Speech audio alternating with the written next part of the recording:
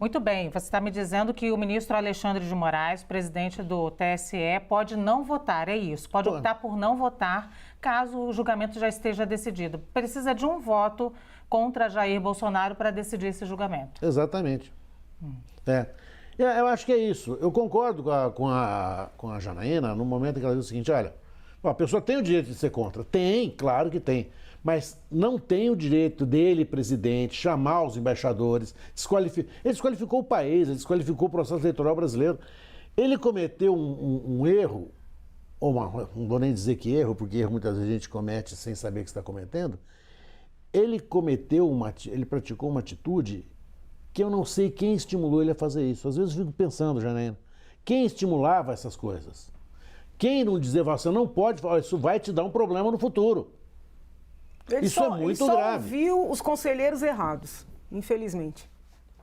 Isso aí eu falo com conhecimento de causa. Infelizmente. Pronto, Janaína, emenda aí, o Tardelli já até falou sobre isso, a pergunta é, Bolsonaro tem alguma chance de sair vitorioso desse julgamento? Pouco provável, muito pouco provável, porque basta perceber, né, para além de todos os sinais que foram dados antes até do início do julgamento, basta perceber a dinâmica dos outros ministros enquanto o ministro Raul Araújo votava, né? Os ministros pediram esclarecimentos, ficou muito nítido, inclusive por parte dos ministros que ainda não apresentaram seus votos, o descontentamento ou a divergência com relação ao voto do ministro Raul Araújo.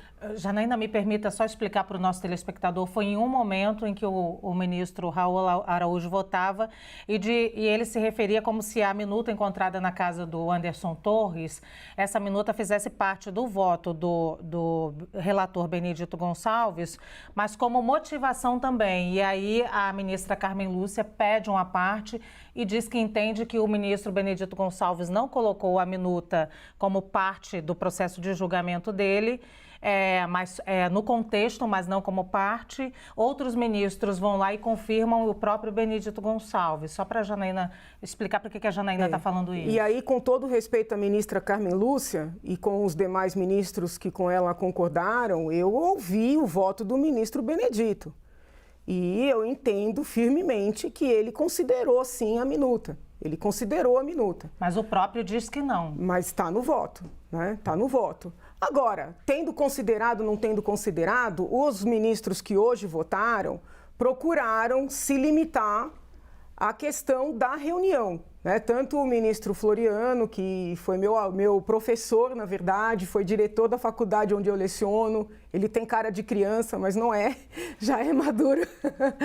E o ministro André também, que é professor na São Francisco, ambos fizeram questão de procurar mostrar que estavam firmando seus fundamentos na reunião.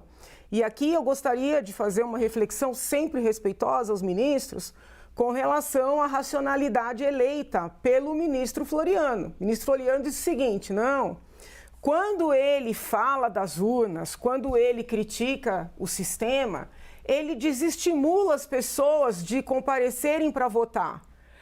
Essa fala do ministro Floriano, né, meu antigo professor, ela é preciosa para confirmar o que eu venho dizendo desde o princípio. Não houve desequilíbrio em prol do ex-presidente Bolsonaro.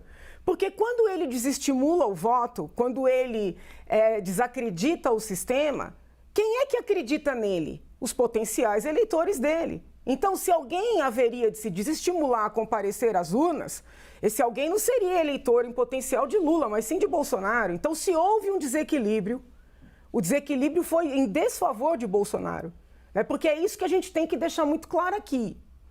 Aquela reunião, eu já disse e repito, foi uma vergonha internacional. Internacional. O presidente não poderia ter feito o que ele fez. Eu disse isso na época e não retiro. Todas as críticas feitas pelos ministros na manhã de hoje, eu corroboro. No entanto, a condenação está ocorrendo por abuso do poder político. Só existe abuso do poder político quando há desequilíbrio em favor de quem abusa. E isso não aconteceu. E a própria racionalidade dos votos mostra. Quem se desestimulou de votar votaria em Bolsonaro, não em Lula. Muito bem, Tardelli. Então, uma das questões mais difíceis que a gente tem dentro de um processo, seja eleitoral, seja jurídico, é estabelecer o prejuízo que determinada conduta causou dentro desse processo. Não há uma régua, não há uma trena, não há uma balança, não tem, e principalmente numa situação em que o destinatário de tudo vota de acordo com a sua convicção íntima. Nós elegemos, a gente vota em quem a gente quiser e ninguém precisa justificar por que votou naquele no outro candidato. Eu voto em quem eu quiser, pelas razões que eu tiver. Bom, então não dá para a gente saber com precisão, né, qual efetivamente foi exatamente o prejuízo causado. Por isso que eu digo, o prejuízo causado pelo abuso do poder político do então presidente Bolsonaro se concentrou em desmerecer o processo eleitoral, que é muito grave em si mesmo. Ele diz o seguinte: eu sou presidente eleito num sistema eleitoral que não tem nenhuma confiabilidade, certo?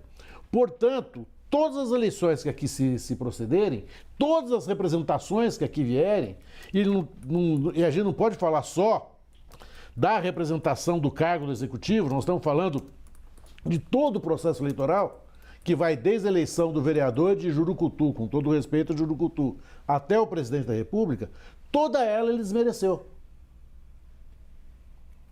Toda ela ele desmereceu. Todo esse processo eleitoral foi por ele esvaziado, no sentido, esse processo eleitoral não serve, não presta, porque ele não reflete a vontade do eleitor.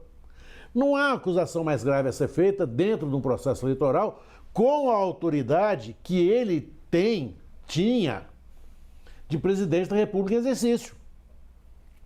Não é um motorista de aplicativo, não é uma professora universitária, não é um promotor, não é um advogado, não é uma manicure, não é o soprador de tuba na banda.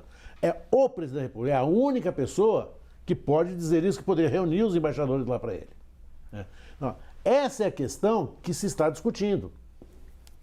A gravidade do que ele diz, e eu concordo com a Janaína, não há como medir, é impossível essa mensuração. Está no comprometimento da lisura do processo eleitoral, que é o processo eleitoral que elegeu a ele, a todos os demais, todos os políticos. O que ele comete, o que ele faz, ele joga a democracia brasileira no esgoto perante a comunidade mundial. Para se fazer valer do quê? De um discurso de vítima. O que o Bolsonaro fez é inaceitável, é horrível e deveria, e como está sendo, objeto da consequência possível, não é nem retaliação, da consequência jurídica daquilo que ele cavou. Cartola tem aquele samba maravilhoso, Janaína, abismo que cavaste com teus pés. Maravilhoso mesmo. Sei a letra inteira. Então, ele cavou esse abismo. Muito bem, Janaína. Tem um aspecto que eu gostaria de destacar, é o seguinte: os apoiadores do presidente Lula, para além da questão que discutiram no outro bloco, né? Porque essa inelegibilidade favorece a direita, não a esquerda. Mas você quer discutir para além desse ponto, os apoiadores do presidente Lula vão se arrepender de aplaudir essa decisão. Por quê? Porque em vários momentos os ministros dizem que o presidente ali se mostrava num palanque, com o discurso entoado no período eleitoral, inclusive anterior, e que não é papel de presidente. Gente, tanto Bolsonaro como Lula nunca saem do palanque. Nunca saem do palanque. Ambos vivem no palanque, estejam nos cargos ou não, e ambos analisam os fatos a seu favor. E a prática da vitimização é inerente a Bolsonaro e Lula. Onde Lula vai, ele se mostra vítima. Então, eles estão aplaudindo um precedente que vai prejudicá-los na sequência. Eu não tenho nenhuma dúvida disso. Ô, Janaína, você está colocando essa reunião com embaixadores no mesmo nível do que Jair Bolsonaro e Lula fazem sempre em palanques, mas você acha que a reunião é algo Eu coloco, por exemplo, no mesmo nível da cerimônia que o Lula fez para o Maduro, por exemplo. Eu ponho no mesmo nível de absurdo, de proximidade com uma quebra de decoro. De uma reunião bilateral? Mas não numa causa de inelegibilidade. Entende? Se alguém, naquele momento que o presidente Bolsonaro fez aquele papelão, não tem outra palavra, eventualmente aventasse a possibilidade de uma quebra de decoro, haveria uma substância para debater. Como agora, quando o presidente Lula recebe Maduro. Foi muito grave. Então, mas não é situação de inelegibilidade, não é. Se às vésperas da próxima eleição o presidente Lula convocar esses líderes e falar, né, que da soberania na América Latina, que a ditadura na Venezuela é uma narrativa, como hoje mesmo ele falou, que o conceito de democracia ele é relativo. Se ele fizer isso, nós podemos até discutir uma eventual quebra de decoro, mas não é uma causa de inelegibilidade. O TSE está inovando. Janaína, agora eu vou ter que jogar isso para o Tardelli. Janaína coloca um ponto aqui extremamente polêmico, Tardelli. Ela compara a reunião bilateral do presidente Lula com Nicolás Maduro com essa reunião aí com os embaixadores que está sendo jogado no TSE. Olha, eu entendo a fúria da Janaína da direita da reunião do Lula com o Maduro, porque o Maduro é uma espécie, é um símbolo odiado pela direita. A direita odeia o Maduro. Não é só a direita, né? Ela odeia o Maduro num nível quase pessoal. Tudo bem, eu não vou discutir esse ódio. A gente pode amar e odiar quem a gente quiser, sabe? Mas em nenhum momento da recepção ao Maduro, que é um chefe de Estado, queiramos ou não, né, se foi dito, olha, o processo eleitoral nosso é ruim, nós vivemos num lugar contaminado por um sistema eleitoral que não atendeu à vontade da população. Se Lula um dia cair numa frase como essa, ele pode responder sim o que o Bolsonaro está respondendo hoje. Mas ele não tem por que dizer isso. Né? Bolsonaro faz um discurso, e é essa a questão, Janaína, que você muito bem situou, você muito bem colocou. Ele faz um discurso inteiramente fora de qualquer contexto de relacionamento estrangeiro, externo. Olha, o Maduro é um chefe político que veio aqui com outros chefes políticos para tratar também de assuntos comerciais. Havia uma razão para estar aqui. Agora, não pode o embaixador receber um convite, ó, vem aqui na minha casa no dia X às tantas horas, tomar um café comigo. O que o presidente da República do Brasil vai falar, e lembre-se bem, nós somos a 11ª economia do mundo e recebemos países naquele dia, países extremamente pobres, representados por seus respectivos embaixadores. O que eles estavam esperando? Eles estavam esperando alguma coisa importante para eles. Olha, nós vamos ajudá-los a sair do fosso da miséria que seus países estão. Não!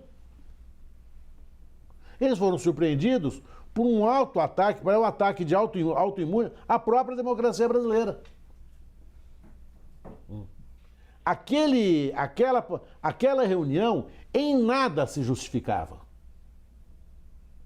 Pode-se até a direita, aceito a crítica da direita, dizer o seguinte, olha, o Maduro foi cortejado mais do que foi cortejado o presidente do Uruguai, digamos, vai.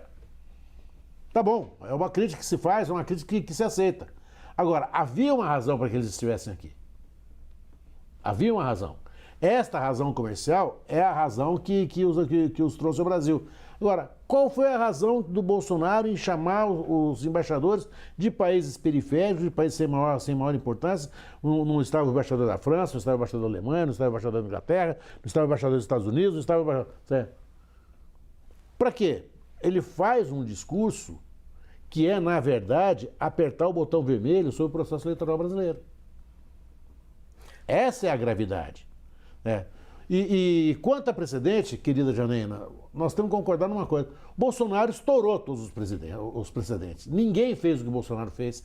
E acho que ninguém fará o que Bolsonaro fez. Eu acho que todos os líderes de direita que vierem, e são muitos, têm que ser respeitados, e a direita compõe o plexo político e deve ser acolhida, não farão o que ele faz.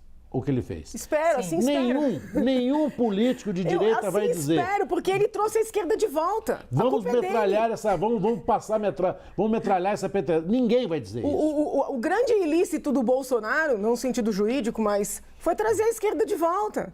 Amigos, adivinhem. Ah, não. Poxa, não é justo. A hora dela, a Raquel Landim vai chegando com os destaques do 360, então...